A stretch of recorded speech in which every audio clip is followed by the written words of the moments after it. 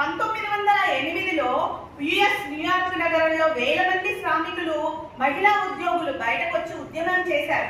అది చూడలే మనం ఎవరం కూడా. కానీ ఈ రోజు ఇక్కడ మన సమక్షంలో దత్తాత్రేయ గారు మీ మహిళా ఉద్యోగుల కోసం అక్కడ ఆ రోజు సమాన పని గంటలు, సమాన వేతనం, మంచి పరిస్థితులు పని చేసే చోట కల్పించాలని ఆ మహిళలు వేల మంది రోడ్డెక్కారు. కానీ ఈ రోజు ఇక్కడ మళ్ళీ అదే మనం ఇస్తున్న రిప్రజెంటేషన్ రూపంలో అంటే మన సమస్యలు ఎక్కడివి అక్కడే ఉన్నాయని అర్థం. మనం మళ్ళీ రిప్రజెంటేషన్ ఇచ్చామంటేనే మనం ఇంకా ఏమి సాధించలేదని అర్థం.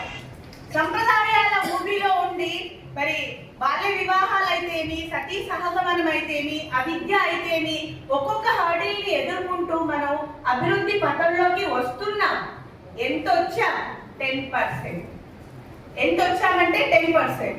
ఒకవైపు కుటుంబాన్ని, ఒకవైపు ఉద్యోగాన్ని బ్యాలెన్స్ చేస్తూ శక్తి స్వరూపిణిగా ముందుకెళ్తున్న మహిళకి ఇలాంటి కొంతమంది పురుషులు మాత్రమే అవకాశాలు ఇచ్చి వారిని ముందుకు నడిపిస్తారు. నా జీవితంలో మా నాన్నగారి గురించి గొప్పగా చెప్పుకోవాలి. నాకు అసలు MBBS చేయాలని కోరుకుండేది. మా నాన్న ల్యాబ్ టెక్నీషియన్ గా పనిచేసేవాళ్ళు గవర్నమెంట్ హాస్పిటల్లో. తను ఏదో అందరూ కొలీగ్స్ అప్లై చేస్తుంటే